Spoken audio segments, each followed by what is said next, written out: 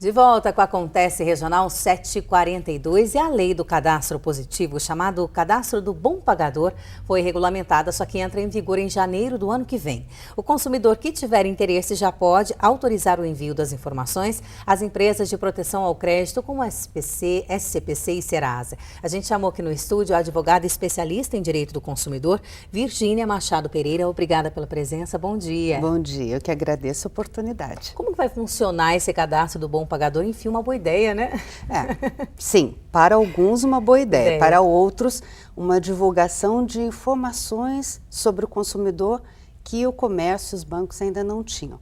O que a gente sabe que não é bem verdade, porque os bancos têm informações sobre a sua renda, o seu perfil como consumidor, o seu comprometimento de renda, quanto você ganha, os bancos têm isso através das informações do Banco Central.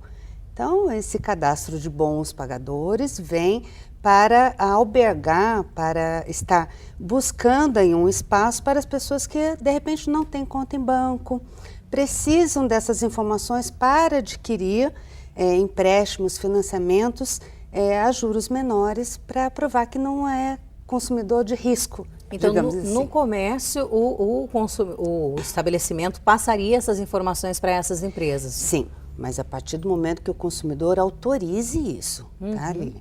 Então, essa informação ela tem que ser autorizada pelo consumidor. É importante que o consumidor saiba que tudo isso pode trazer para ele algum benefício no sentido de demonstrar para bancos, financeiras, comércio e todo a sua vida financeira corrente, né, do dia a dia, do mercado financeiro, que ele é um bom pagador. Então, a taxa de juros para ele pode ser menor. As vantagens são essas. As vantagens são essas. Tá? A desvantagem é a divulgação da sua vida financeira e pessoal, né? Agora tem que ser um trabalho muito bem feito, porque se, por exemplo, a pessoa devia, quitou, essas informações não forem atualizadas, a pessoa continua como se ela estivesse devendo, mesmo tendo quitado a dívida. Às vezes, as lojas, todos aqueles que têm que informar, né? O comércio em geral, os bancos, as financeiras, não repassam informação sobre o consumidor no seu aspecto positivo, então o consumidor tem que ficar de olho, ele tem que estar sempre fiscalizando os bancos de dados positivos para verificar se ele está fazendo parte. E como que ele vai poder fazer isso quando entrar em vigor essa lei? O acesso é livre, tá? Mas para ele constar dessa lista, ele vai ter que autorizar um documento específico ou uma cláusula à parte no contrato de financiamento ou de compra e venda. Porque hoje essa informação do mal pagador ela é restrita, né? Não, ela é restrita e outra coisa, ele não tem como impedir que o nome dele seja inscrito nas listas restritivas de crédito, tá? Agora, de bom pagador, ele tem como impedir, e tem como divulgar, e tem como fiscalizar. Essa é uma grande vantagem. Mas o diferencial de uma pessoa boa pagadora e uma má pagadora que não quita as dívidas era a questão da restrição mesmo, de poder comprar novamente.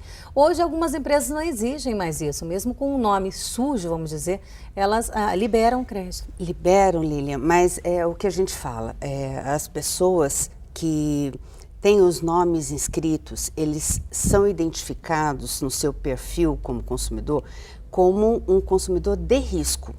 Então, ele só vai conseguir, por exemplo, acesso a crédito em financeiras que vão cobrar um juro bem alto para emprestar dinheiro para ele, porque ele é um consumidor de risco, tá? Agora, ao avesso disso, nós temos que, se ele é inscrito numa lista de bons pagadores, né? Então, ele não é um consumidor de risco. Então, o seu acesso a crédito tem que ser com juros menores.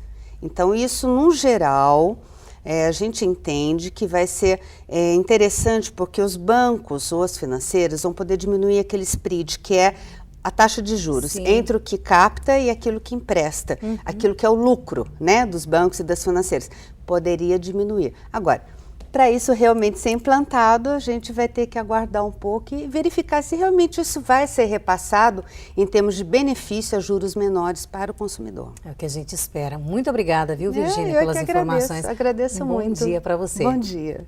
São 7h47, agora esporte. Pela Série B do Campeonato Brasileiro, o Guaratinguetá venceu ontem à noite o ABC por 2-1 no estádio Dario Rodrigues Leite. Vamos conferir as imagens. O primeiro gol saiu nesta cobrança de escanteio maravilhoso, né? Um gol aí. O Wendel aproveitou o rebote do goleiro e fez 1-0. No segundo tempo, o alemão recebeu livre na área e mostrou, né, a categoria tocando por cima do goleiro. 2-1, saiu para comemorar. O ABC diminuiu a diferença, né? Vamos ver aí agora o lance. O ABC diminuiu a diferença aí, ó, o resultado. A Garça, então, com esse resultado, chegou aos 31 pontos e deixou a zona de rebaixamento após 28 rodadas. São 7h48. A seguir, mais notícias da região. Não saia daí.